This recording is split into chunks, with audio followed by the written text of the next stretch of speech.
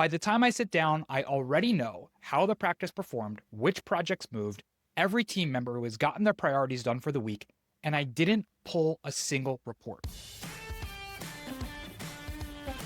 Attention chiropractors, slayers of subluxation, unleashers of the imprisoned impulse, and protectors of the developing brain. Welcome to the Cranial Doc Podcast, where we master the work that actually changes lives. Craniopathy, nervous system-based care, and the business systems that let you scale without selling your soul. I'm Dr. Anthony Pellegrino, pediatric chiropractor, certified craniopath, and proud automation geek. Let's dive in.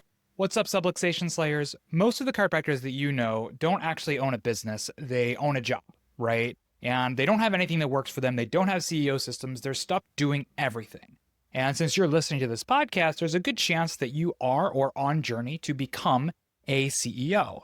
And so you probably have a quarterly meeting, you probably have a monthly meeting, you probably have a weekly meeting where you go over all of your KPIs and stats and everything else like that.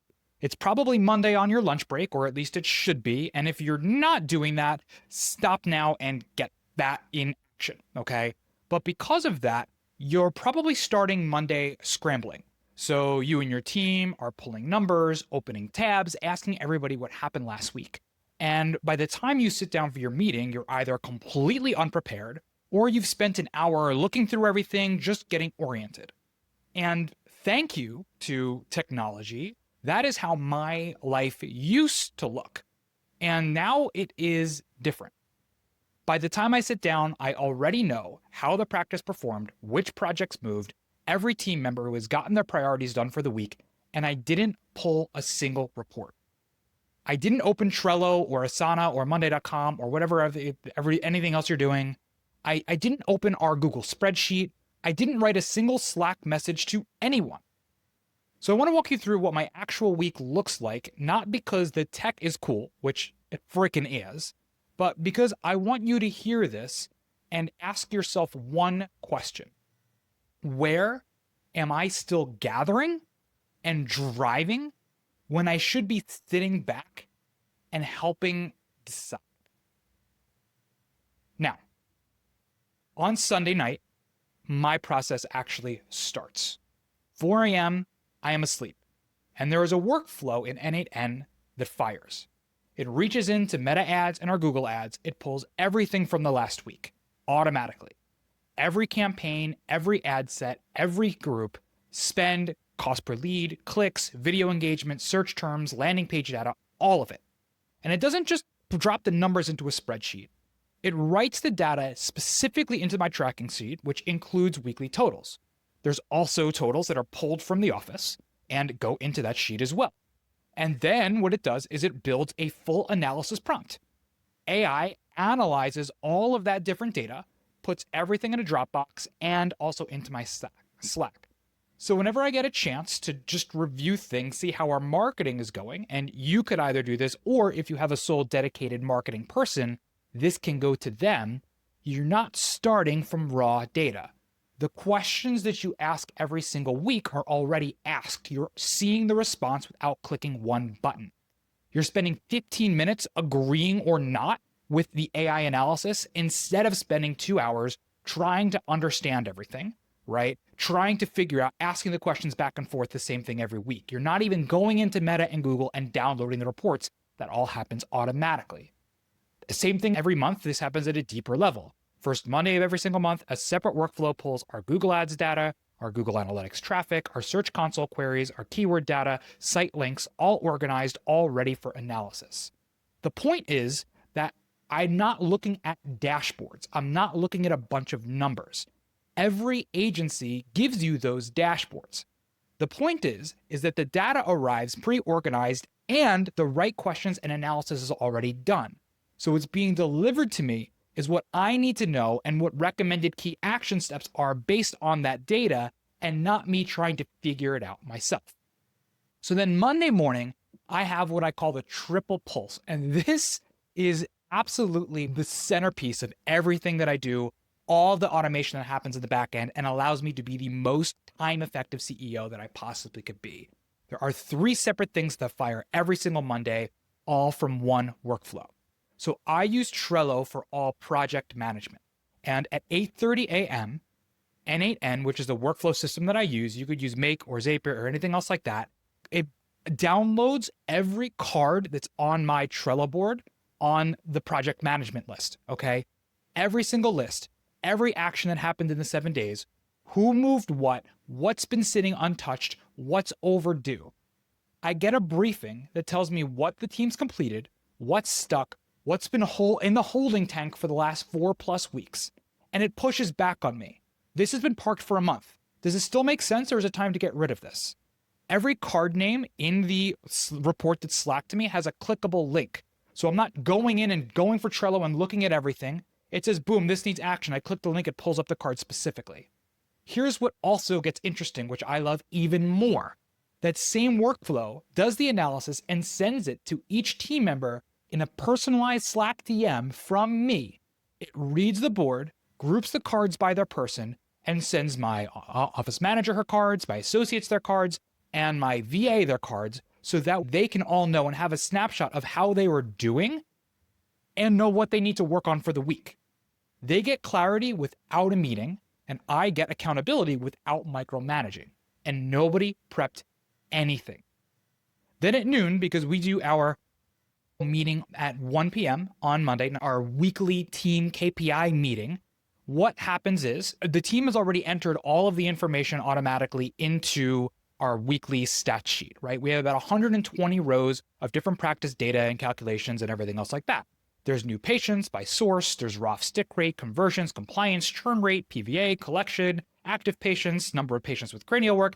Anything you can imagine of is in a spreadsheet that's way too exhausting for me to be able to look at. N8N workflow pulls all of that, pulls our marketing report, pulls everything that's going on in the practice, and sends it to the Claude API with a system prompt that knows my practice, my payment structure, my cost per lead targets by different channels, my conversion benchmarks. It even has my 10-year vision. Claude doesn't summarize the different stats and tell me, oh, this was your conversion rate, this was this was that. What it does is it interprets the data and gives me the number one thing that I need to be prepped for the team meeting. If collections dipped, but conversions were strong, it's not panicking. It tells me that it knows that that's probably front-loaded care plan payments from last month that are just catching up. It's normal. Let's move on. If retention looks fine and collections are holding steady but not growing, it flags that we might be living off of recent conversions and that we need to kind of look and be able to prep for the future. It picks one question for me to bring into the team meeting, the highest leverage thing that we need to address this week. And it also will include something conditionally called the CEO lens. If the data warrants it, if there's been a metric that's been trending in the same direction for 2+ weeks, or if our net momentum of the practice has become negative, if something structural is emerging, it gives me this additional section of the report. And it starts to analyze and it's ask the questions and let me know what it thinks. Is this a people problem, a process problem, or a strategy problem? It will answer the question of what happens in the next 90 days if we change nothing, and what's the one decision that I will regret deferring. Some week there are no CEO lens at all, and that is correct. Not every week needs that level of strategic thinking. Sometimes we just need to ride the wave and let what's working work and not tweak. Most weeks, this stage of the game for us in a high growth phase, they need execution, and the system knows the difference.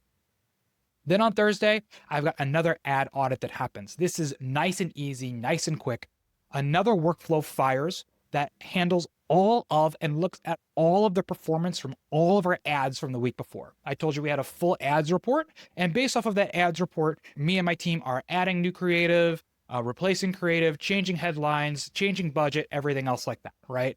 And at this point, by Thursday, we've had 3-4 days of the new assets basically running. So of course, what happens is it will pull all the ad data, send it to Claude, review it, and recommends exactly what creatives to kill, not replace, but kill, and what things to watch so that it knows that it has context for Sunday. I review the list, or what you would do is your ads person would review the list, and if I agree with it, I just click approve, and it automatically, without opening the Meta Ads dashboard, changes all of the ads for me. It pauses the underperformer, and I'm done. 30 seconds. I went from call the agency and hope that they're looking at it to review the recommendation, click approve, and move on. And there's a parallel rhythm that's running underneath, right?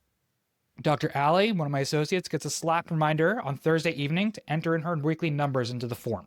Saturday morning, my team gets another one to enter in the weekend data. This data feeds the sheet that goes into the Monday CEO Pulse. I don't have to touch anything. All data entry is prompted, so no one has to think about it. No one forgets. And I told them they check off in Slack when it's done, right? Everything is there. Everything is pulled. All the data is moved. Nothing really depends on anyone. Anyone can do it. Now, after all of that, right, once a month, the system generates a full, not a pulse report, but a full CEO report. What it does is it takes all the data, not looking at it weekly, but looks at and compares how did this month perform, and then looks at all of the data that's happened, the exact same data that's been collected in my office over the last 26 months. And it looks and compares for trends. How was this month? How's this quarter been? How does it compare with past? Is there something coming up historically, seasonally, that we need to be prepared for? Do we usually go from March and April and have a huge dip in new ones? And if so, how do we plan for that so that we can continue to drive this moving forward? Every single week, every single month, this happens automatically. The weekly data is pulled, the ROI sheets are pulled, everything is fed into Claude for a report, and not me copying and pasting. It all happens automatically via the API using the software that I use, which is N8N. I get a full summary, I get a financial pulse, I get red flags, green flags, and I just look at it really quickly, and then that's it, right? That's it. That's everything. I don't need to think about anything.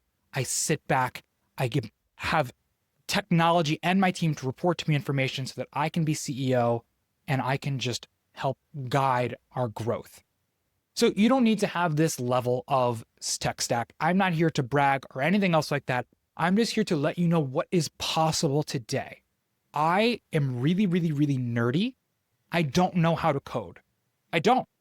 But the tools that are at your disposal that you can literally think and dream of anything at all, and it's made, it's created, it's perfect in like an hour.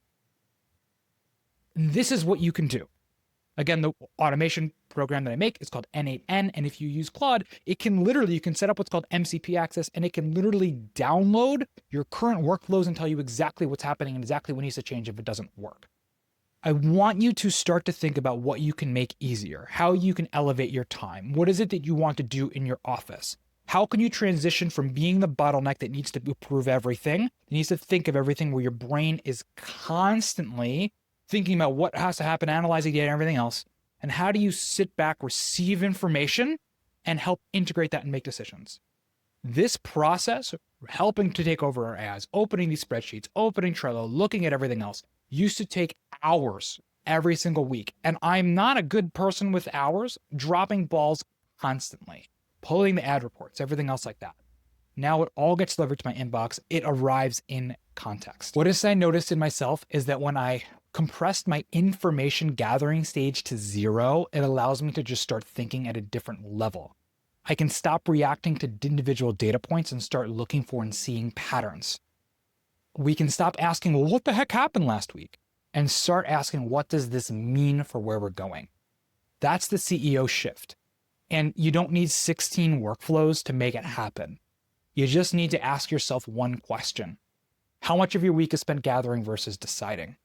If you time tracked your time for 2 weeks in 15-minute blocks with no exceptions, I guaranteed you find hours that are wasted collecting information that could be compressed or could be eliminated entirely. Remember the theme that we've had on this podcast. I want to eliminate, automate, and delegate. But we never want to delegate something that can be automated, and we definitely never want to automate something that can be eliminated. In this process is where your growth is hiring. 80% of your results come from 20% of the things that you do. Your growth is not in more patience and not in more hours. It's getting your brain and your capacity back. Now, if you're listening to this and you don't even know what your cost per visit is or your ASL, start there, get a spreadsheet, get a weekly rhythm, and that's the foundation that everything else builds on. If you're past that stage, this is where you really need to be able to start thinking about, how do I elevate? Make sure that you are on the cranialdoc.com email list, where I'll continue to have information that goes out to you like that. Audit your Monday. That is your homework. Get on it and get more people face down with higher leverage, where your life's vision can come into fruition and you can continue to see the change that you wish to see in the world. Thank you for listening to another episode of the Cranial Doc podcast. I hope you got a ton of value out of today's episode. And if you did, it would mean the world to me if you jumped over to iTunes or your favorite podcast player of choice and subscribed, rated, reviewed, and shared this episode with a friend that you know could benefit. We have a ton of this information and more in our free email series at thecranialdoc.com. So go ahead and jump on there, subscribe, and get me raw, unfiltered in your inbox every week, changing your practice. Can't wait to see you for the next episode.